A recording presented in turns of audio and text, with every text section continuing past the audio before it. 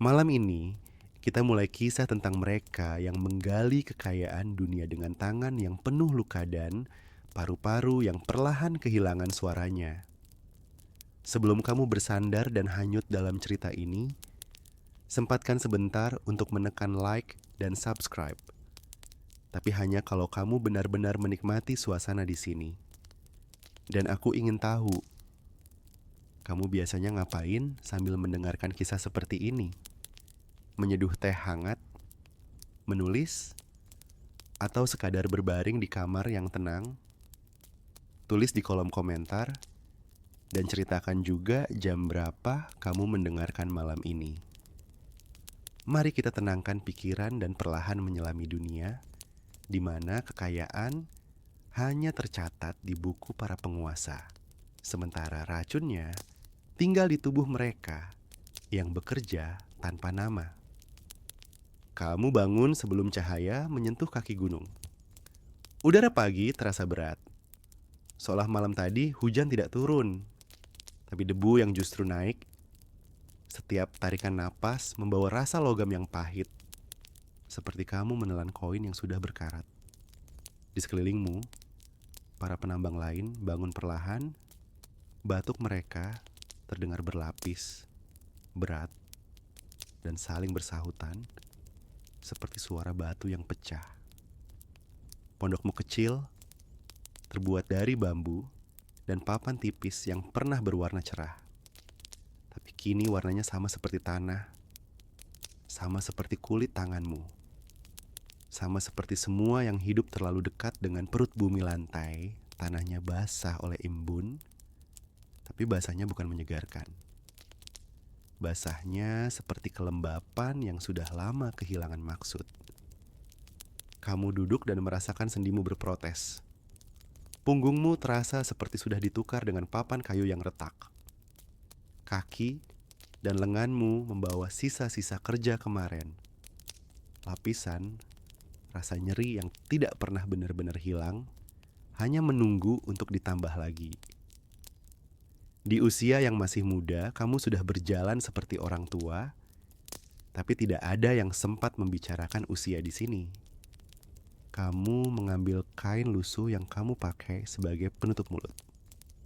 Bukan untuk melindungimu, tapi lebih untuk memberi ilusi bahwa kamu mencoba. Kain itu bau keringat, debu timah, dan sedikit minyak kelapa yang kamu gosokkan semalam. Kamu mengikatnya erat, walau kamu tahu itu tidak akan menghalangi apapun. Di sudut pondok, kapak kecil dengan bilah tumpul menunggu dipakai lagi.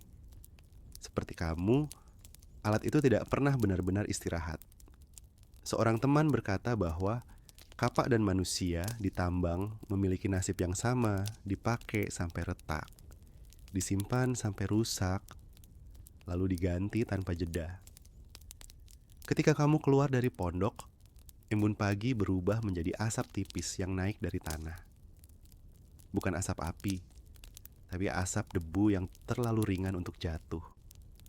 Terlalu berat untuk hilang langit masih gelap, tapi jalan menuju mulut tambang sudah dipenuhi bayangan orang-orang yang berjalan, seperti rombongan yang dibangunkan oleh perintah yang tidak pernah diucapkan.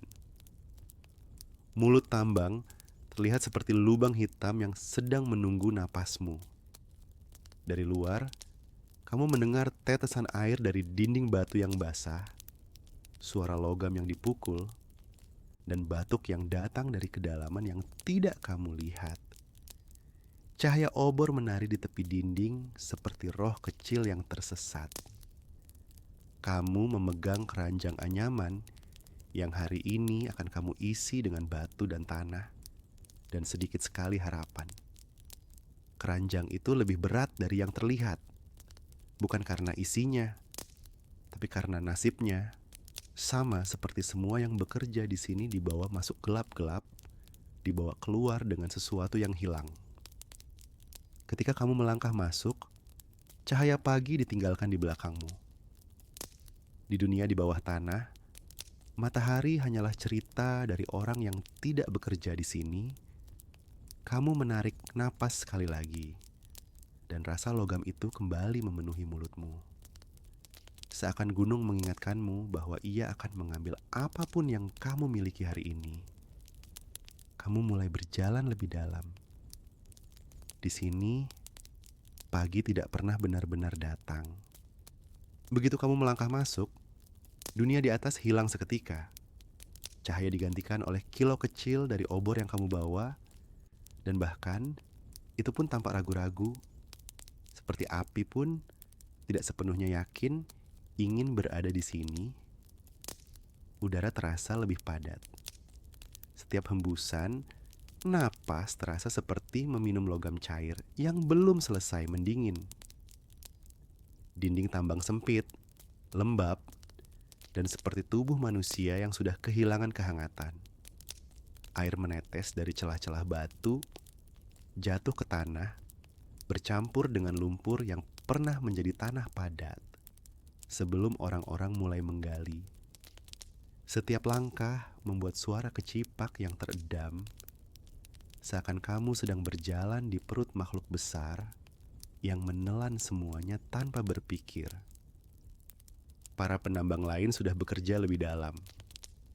Suara kapak menghantam batu bergema seperti detak jantung yang dipaksa bekerja terlalu cepat. Kamu merunduk, merangkak, dan memaksa tubuhmu masuk ke celah-celah yang terlalu kecil untuk rasa takutmu. Punggungmu menggesek dinding batu yang kasar, debu logam jatuh di rambutmu, di bahumu, di kulitmu yang sudah tidak bisa membedakan mana keringat mana tanah. Semakin dalam kamu masuk, semakin tipis udaranya. Terkadang, kamu melewati penambang yang duduk sesaat. Bukan untuk beristirahat, tapi untuk mengingat bagaimana rasanya bernapas. Tidak ada yang berbicara. Suara manusia terlalu mahal untuk dibagikan di sini. Di titik tertentu, kamu berhenti sejenak ketika merasakan batu di bawah tanganmu bergetar halus. Mungkin dari orang yang sedang memukul dinding di sisi lain. Atau mungkin gunung sedang mengingatkan kalian bahwa ia hanya mengizinkan manusia menggali sampai ia bosan. Kamu mulai memukul dinding batu. Setiap hentakan terasa seperti memukul tulangmu sendiri. Kamu tahu, tidak ada emas yang menunggu terlalu dekat dengan permukaan emas. Selalu bersembunyi di tempat yang memaksa manusia melupakan batasannya. Tapi kamu tetap memukul, karena satu-satunya pilihan lain adalah berhenti. Dan berhenti berarti kalah pada gunung sebelum ia bahkan berniat melawan. Debu emas bercampur udara saat kamu bekerja. Serbuk itu tampak cantik dalam cahaya obor, seperti serpihan matahari yang tersesat. Tapi setiap serpihan itu masuk ke paru-parumu, menempel di daging lembut yang seharusnya bebas dari dunia ini. Di sini, kamu menelan kemewahan yang tidak pernah kamu lihat. Lebih jauh di dalam, suara air bertemu dengan suara batu. Itu tanda bahwa ada area yang lebih berbahaya. Sungai bawah tanah bisa muncul kapan saja, membawa lumpur, bebatuan, dan segala sesuatu yang lebih kuat daripada manusia. Beberapa orang hilang di sana, tidak ditemukan, tidak dicari. Kamu terus menggali. Keringatmu bercampur debu sehingga menjadi lumpur tipis di kulit. Nafasmu mulai pendek. Bukan karena lelah, tapi karena tubuhmu mengerti bahwa udara di sekitar sedang berebut hidup denganmu. Saat obormu berkedip pelan, kamu sadar sesuatu yang sederhana. Di dalam lubang ini, tidak ada jam, tidak ada waktu. Hanya gelap yang menunggu kapan kamu berhenti melawan. Ketika kamu akhirnya keluar dari terowongan sempit, kamu memasuki ruang yang sedikit lebih luas. Sedikit. Cukup untuk meluruskan punggung, tapi tidak cukup untuk membuatmu lupa bahwa langit ada jauh di atasmu. Di sini, Para penambang berkumpul seperti bayangan yang diambil paksa dari cahaya. Keranjang demi keranjang tanah dan batu ditumpuk di satu sisi. Setiap keranjang menimbang seperti pilihan hidup yang buruk, tapi kamu mengangkatnya juga. Satu demi satu, baumu dipenuhi rasa berat yang tidak lagi kamu ukur dalam kilogram, tapi dalam sisa umur. Seorang mandor berdiri dengan papan catatan kayu. Ia menghitung keranjang, bukan manusia. Baginya, nama tidak penting. Yang penting adalah jumlah tanah yang keluar dari perut gunung setiap hari. Tidak peduli tangan siapa yang pecah, paru-paru siapa yang menipis, atau kaki siapa yang berhenti di tengah langkahnya. Kamu menyerahkan keranjangmu. Mandor mencatat sesuatu tanpa melihatmu. Ia menandai angka yang berhubungan dengan kerja kerasmu. Tapi tidak satu pun dari angka itu akan kembali padamu dalam bentuk upah yang layak. Upah datang terlambat. Seringkali tidak datang sama sekali. Kadang datang, tapi bentuknya seperti ejekan kecil. Segenggam koin yang baunya lebih bersih daripada tubuhmu, tapi nilainya lebih kotor dari udara tambang. Di sisi lain ruang, para penambang yang bekerja mengolah biji juga sibuk. Mereka mencampur lumpur, batu, dan serbuk emas. Dengan air yang sudah dipakai berkali-kali, air itu tampak seperti sup racun. Tapi tangan mereka tetap mencelupinya.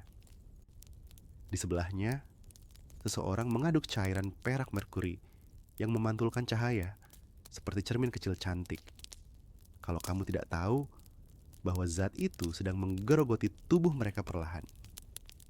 Seseorang batuk keras. Batuk yang dalam. Batuk yang seolah mencabut sesuatu dari dasar tubuhnya. Ketika ia menatap telapak tangannya, ada bercak merah kecil. Ia menyeka cepat. Tidak ada waktu untuk takut. Takut adalah kemewahan yang tidak masuk hitungan mandor. Kamu melihat seorang lelaki tua duduk di dekat tumpukan batu.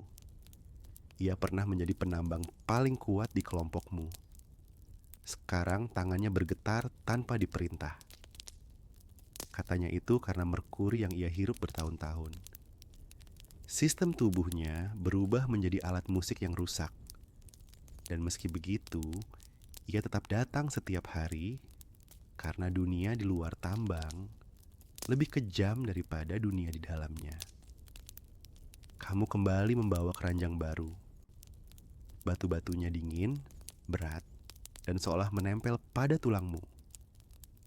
Keringatmu menetes, bercampur dengan debu emas yang tidak pernah kamu miliki.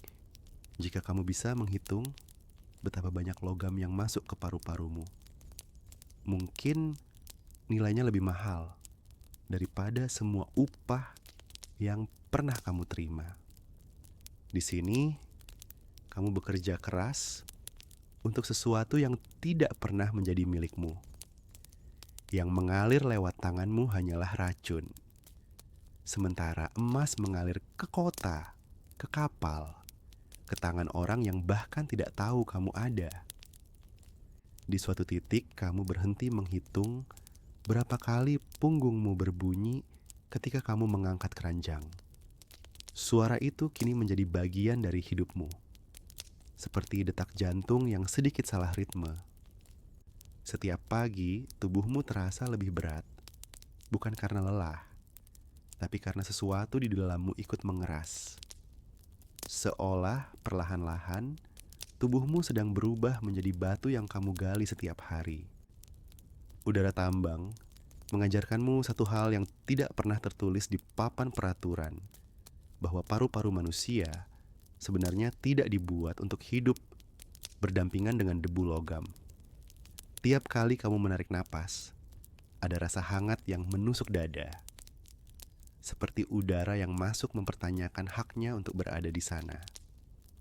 Beberapa penambang berjalan sambil memegang sisi tubuh mereka. Ada yang batuk sambil menunduk, membiarkan dahak berwarna gelap jatuh ke tanah dengan bunyi kecil yang terlalu familiar. Ada yang berhenti bekerja bukan karena capai, tapi karena tubuh mereka menolak melanjutkan satu lagi pukulan kapak. Namun tidak ada yang benar-benar berhenti, tambang tidak menunggu, dan hidup tidak pernah menawarkan pilihan cadangan. Di dekat area pengolahan, bau merkuri menyengat seperti racun yang punya suara sendiri. Bau itu begitu tajam, sehingga kamu bisa merasakannya. Bahkan ketika kamu tidak menghirupnya, langsung orang-orang mengaduk emas dalam campuran merkuri dengan tangan yang sudah lama kehilangan sensasi halus. Getaran kecil di jari mereka menjadi ritme harian, tanda bahwa racun sedang bekerja dengan sabar. Seorang lelaki muda, tidak lebih tua darimu, jatuh bersimpuh sambil memegangi lutut. Tangan kirinya bergetar keras, seolah mencoba melawan sesuatu yang tidak terlihat. Ia mencoba berdiri, tapi tubuhnya tidak mendengarkan. Tidak ada yang menghentikan pekerjaan. Seseorang hanya memindahkan tubuhnya ke sisi ruangan, memberinya sedikit air, lalu kembali mengayun kapak. Di sini, sakit bukan alasan untuk berhenti. Sakit adalah identitas pekerjaan. Kadang kamu melihat cahaya kecil di udara, seperti serpihan kaca yang melayang dalam gelap. Itu bukan cahaya ajaib. Itu adalah debu emas yang terlalu halus untuk jatuh, terlalu ringan untuk terlihat oleh orang luar. Debu itu masuk ke mata, ke mulut, ke hidung, dan menetap di paru-parumu. Jika seseorang membedah tubuh penambang, mungkin mereka akan menemukan emas dalam jumlah yang cukup untuk membuat gelang kecil ironisnya. Gelang itu pun tidak akan menjadi milik penambang itu. Pada malam hari, tubuhmu lebih jujur daripada pikiranmu.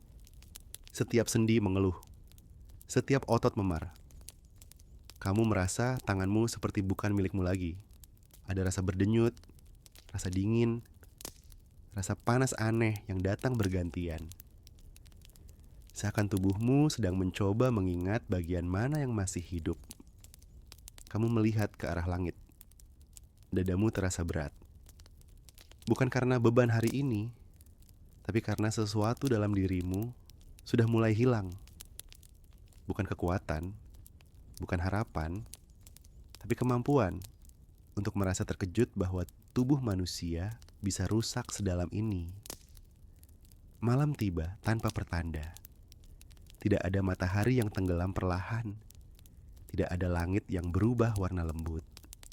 Di tambang, malam hanyalah momen ketika obor padam dan tubuhmu tiba-tiba sadar bahwa ia sudah bekerja terlalu lama. Api mengecil, udara menjadi semakin dingin, dan suara tetesan air dari dinding batu terdengar seperti jam rusak yang menandai waktu yang tidak pernah kamu miliki. Kamu duduk di luar mulut tambang. Di sini, udara sedikit lebih ringan, walau tetap membawa aroma logam dan debu. Nafasmu terdengar serak, seperti ada lapisan tipis pasir yang ikut bergerak setiap kali kamu mencoba menghirup dunia. Keringat di tubuhmu mengering perlahan, meninggalkan garis-garis putih, seperti peta kecil tentang apa yang kamu bawa pulang hari ini. Di sekitar, para penambang lain juga duduk diam. Tidak ada yang berbicara. Kata-kata terlalu mahal di tempat seperti ini.